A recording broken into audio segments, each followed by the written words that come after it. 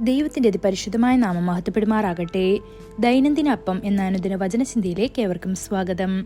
ഇന്ന് പിശാചിന്റെ പിടിയിൽ നിന്ന് എന്ന വിഷയത്തെ ആസ്പദമാക്കി ചില കാര്യങ്ങളെ നമുക്ക് ചിന്തിക്കാം. അതിനാധാരമായ ഒരു വാക്യം വായിക്കാം. അപ്പോസ്തല പ്രവൃത്തികൾ 10-ാം അധ്യായം 38-ാം വാക്യം.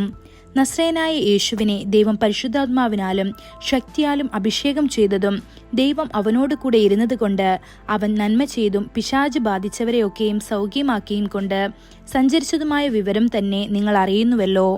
ഭൂമിയിലായിരുന്ന കാലത്ത് യേശുക്രിസ്തുവിന്റെ ശുശ്രൂഷയുടെ ഭൂരിഭാഗവും ആളുകളെ പിശാചിന്റെ പിടിയിൽ നിന്ന് വിടുവിക്കുന്നതിലും അവരെ സുഖപ്പെടുത്തുന്നതിലും ശ്രദ്ധ കേന്ദ്രീകരിച്ചു.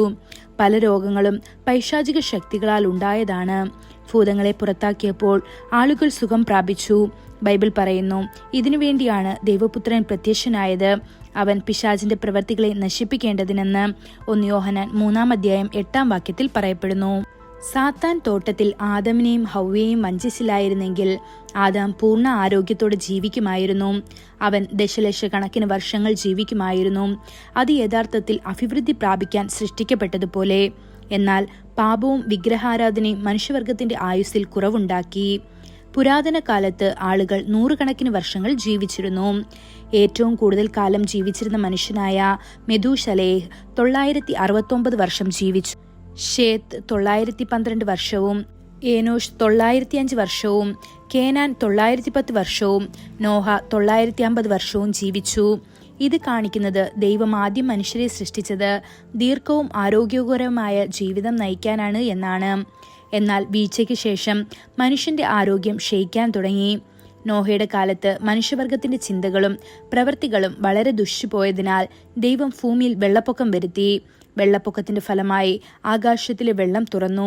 സൂര്യന്റെ ചൂട് മനുഷ്യരാശിയെ നേരിട്ട് ബാധിച്ചു. അത് ആരോഗ്യം കുറയാൻ കാരണമായി.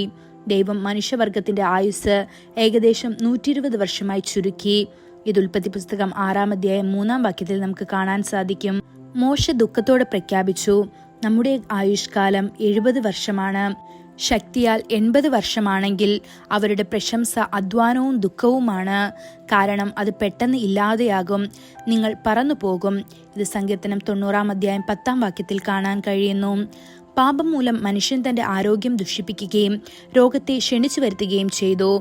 ഇന്ന് 75% രോഗങ്ങളും അശുദ്ധാത്മാക്കൾ മൂലമാണെന്ന് അംഗീകരിക്കപ്പെട്ടിരിക്കുന്നു. ലോകത്തിൽ വൈദ്യചികിത്സയെ പ്രതിരോധിക്കുന്ന 100 കണക്കിന് രോഗങ്ങളുണ്ട്. പലതരം അശുദ്ധാത്മാക്കൾ ആളുകളെ പീഡിപ്പിക്കുകയും നിയന്ത്രിക്കുകയും ചെയ്യുന്നു. ഇത് രോഗത്തിന്റെ ബലഹീനമായി അവരെ ബുദ്ധിമുട്ടിക്കുന്നു. ദൈവമക്കളെ, നിങ്ങൾ യേശുക്രിസ്തുവിൽ വിശ്വാസം അർപ്പിക്കുമ്പോൾ ദൈവം നിങ്ങൾക്കായി ഒരുക്കിയിരിക്കുന്ന ദിവ്യ ആരോഗ്യവും രോഗശാന്തിയും സ്വീകരിക്കാൻ നിങ്ങൾ യോഗ്യരാകുന്നു. അബ്ബാ പിതാവേ എന്ന് ദത്തെടുക്കലിന്റെ ആത്മാവോടെ നിങ്ങൾ അവനെ വിളിച്ചപേക്ഷിക്കുകയും അവന്റെ വാഗ്ദാനങ്ങൾ സ്വീകരിക്കുകയും ചെയ്യുമ്പോൾ ദിവ്യ ആരോഗ്യം നിങ്ങളുടെ ജീവിതത്തിൽ നിറയും. ഈ വചനങ്ങളാൽ ദൈവം നമ്മെ ഓരോരുത്തരെയും സഹായിക്കുമാറാകട്ടെ. കൂടുതൽ ധ്യാനത്തിനുള്ള വാക്യം 2 തിമോഥെയോസ് 1-ാം അധ്യായം 7-ാം വാക്യം. ഭീരുത്വത്തിന്റെ ആത്മാവിനെയല്ല, ശക്തിയുടെയും സ്നേഹത്തിന്റെയും സുബോധത്തിന്റെയും ആത്മാവിനെ അത്രേ ദൈവം നമുക്ക് തന്നത്. ഇന്നത്തെ ബൈബിൾ വായന രാവിലെ യോശുവ 10, 11, 12 അധ്യായങ്ങൾ. വൈകുന്നേരം ലൂക്കോസ് 1-ാം അധ്യായം 39 മുതൽ 56 വരെയുള്ള വാക്യങ്ങൾ. ആമേൻ.